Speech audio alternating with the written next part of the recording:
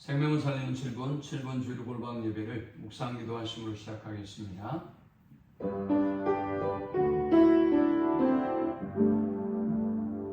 우리를 사랑하시고 살아계셔서 역사하시는 하나님, 오늘도 사랑하는 주의 자녀들을 주님의 전전으로 모으시고 예배케 하심을 감사합니다. 우리의 찬양의 이유, 또 우리의 예배의 이유가 되시는 하나님만 높이고 경배하는 시간 되게 하시고 하나님의 임재와 영광을 경험하는 은혜의 시간이 되게 하여 주옵소서. 예수님의 이름으로 기도합니다. 아멘.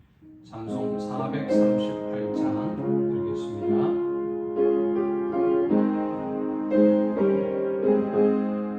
내 영혼이 은총입어 중한 죄짐 벗고 보니 슬픔 많은 이 세상로 천국으로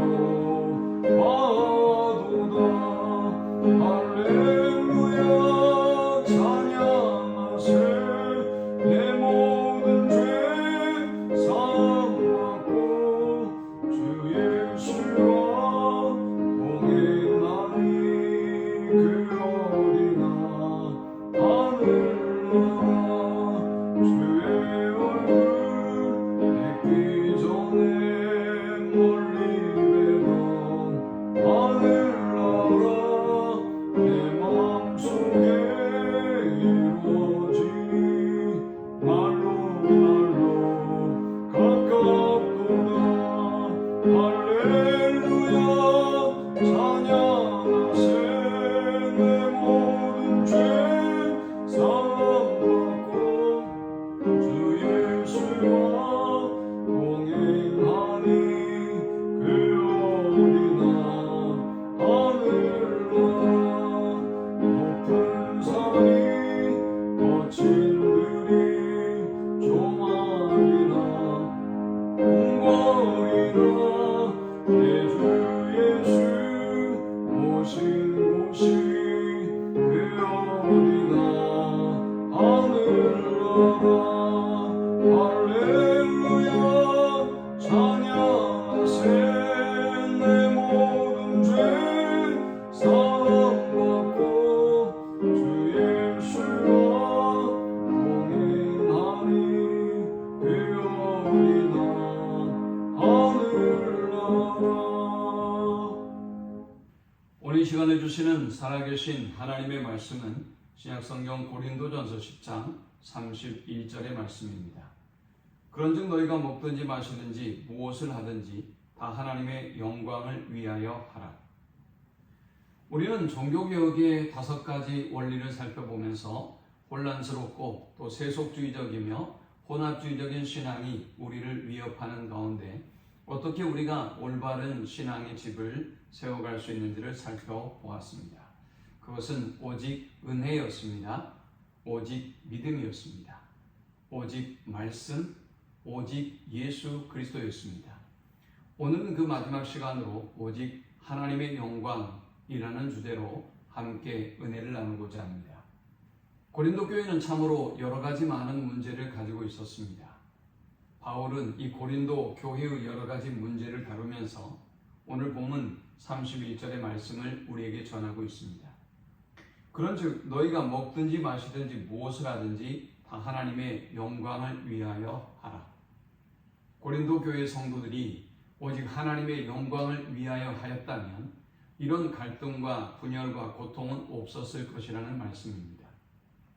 그러나 이들이 자신의 영광을 취하기 시작하고 헛된 것에 영광을 돌리기 시작하면서 고린도 교회는 갈등과 분열과 다툼이 계속될 수밖에 없었던 것입니다. 바울은 오늘 이 본문을 통하여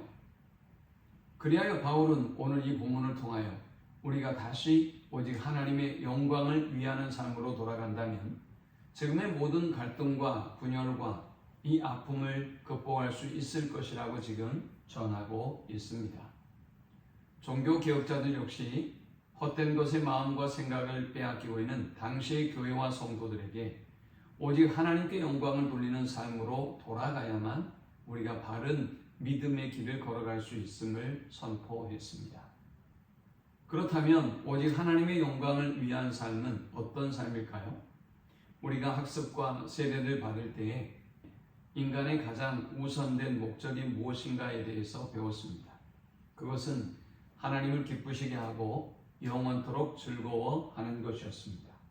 즉 다른 말로 말해본다면 오직 하나님의 영광을 돌리는 것이 인간의 제일의 목적이다 라는 말씀이지요.